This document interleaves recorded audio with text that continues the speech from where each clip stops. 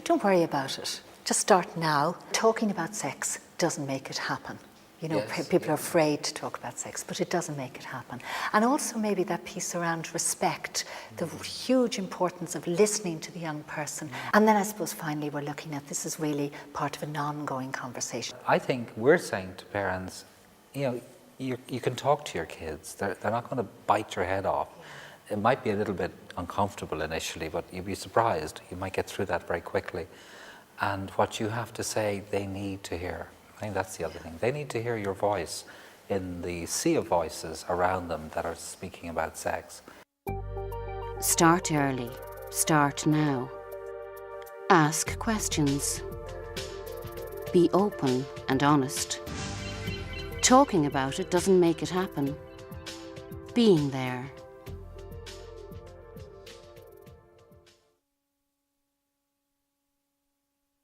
Putting yourself in the conversation.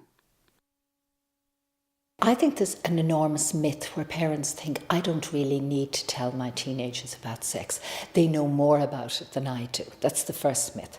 And secondly, there are some who think, well, they're going to know about it anyway, from the media, from their friends. It is important that they learn not just about what goes where, but what you think about it, the values you have, the beliefs you have. They really need to know some guidelines from their parents. Only you, the parent, know how your child really feels inside and connects it all with them as people. I think parents personalise the whole unfolding of sexual understanding, and it's in a really critical way. Young people do learn a fair amount about sex from television, and this is the kind of information that they would like parents and schools to provide for them. In the absence of any other sources of information, what else can they rely on but television?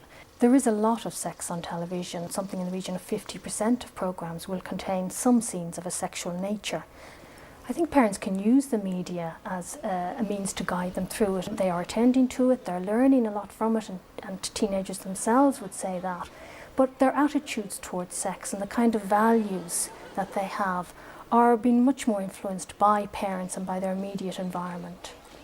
If parents do come across sex on television, it can be used to open up discussion. Maybe it's not necessary that parents have the answers or know everything, but that they're willing to talk with young people, and television can sometimes provide that opportunity.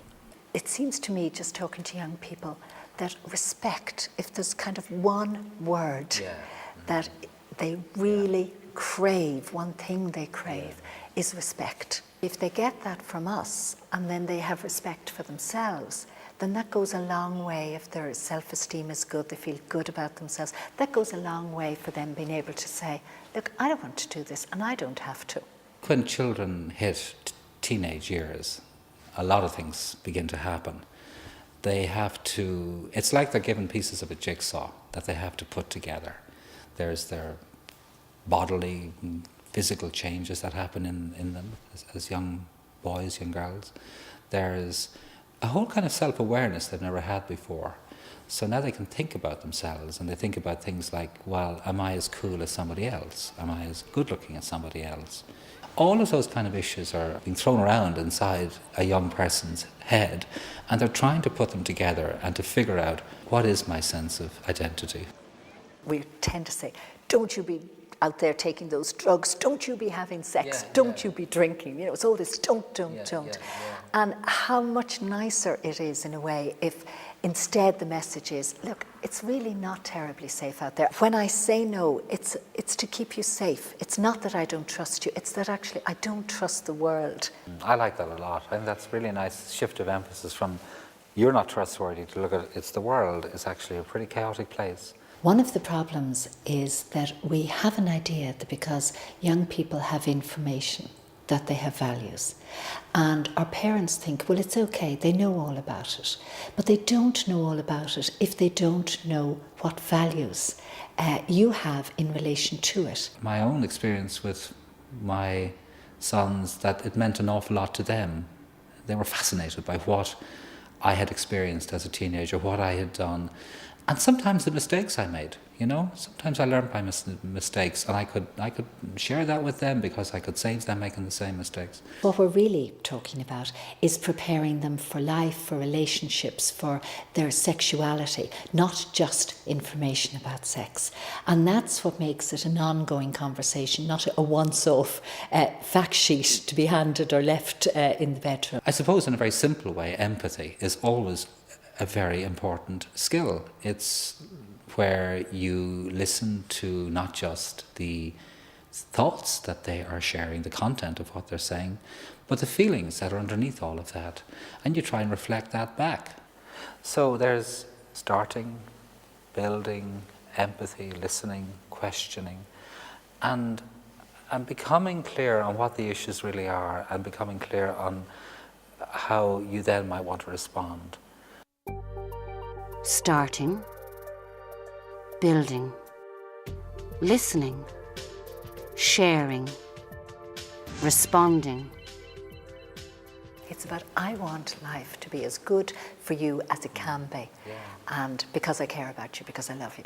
And I'm here for you. I'm here for you. Well, what happens? But I'm here for you. But let's see, can we navigate our way through the rough waters of adolescence without drowning? I think we all want a relationship with our kids where they feel they can come home to us when things get rough. I think if parents made less of a big deal about it and just kind of said it laid back and, you know, natural, and even like while they're cooking the dinner or something. Yeah, it's not gonna just happen. say, oh yeah, by the way, that would be a lot easier, and you won't have to look them in the face either. I think it would have been a bit better if maybe I was approached by my parents a bit younger, so that I hadn't got these ideas, these odd ideas in my head already. So I was, you know, I started off on the right foot with the facts. Getting the little bits of information, going through it, like it'll just make you more sensible. It'll make you more in tune with what's going on with yourself and with everybody else. When parents, like most parents have the talk, they're really kind of like, this is really taboo stuff, like I'm only going to do this once.